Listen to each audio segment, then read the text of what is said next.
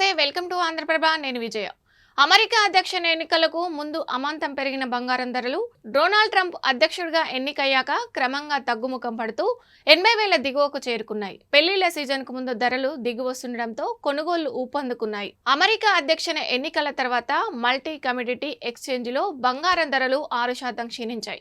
ఫలితంగా ఈ నెల 4వ తేదీ తర్వాతి నుంచి ఇప్పటి వరకు 10 గ్రాములకు ఏకంగా 4,750 తగ్గింది. దీంతో బంగారం కొనుగోళ్లు మళ్లీ ఊపందుకున్నాయి. బంగారం కొనుగోలు చేసేందుకు ఇదే మంచి సమయమని national India bullion and jeweller association కార్యదర్శి సురేంద్ర మోహతా తెలిపారు.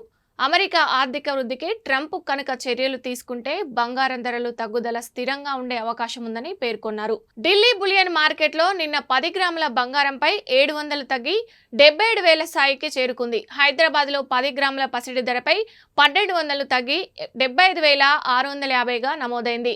22 క్యారెట్ల బంగారం ధరపై 1,100 తగ్గి 70,000 దిగువకు పడిపోయింది. నిన్న మార్కెట్ ముగిసే సమయానికి 69,350గా రికార్డైంది. అదే సమయంలో వెండి ధర కూడా కిలోకు 2,310 రూపాయలు తగ్గి 90,190కి దిగొచ్చింది.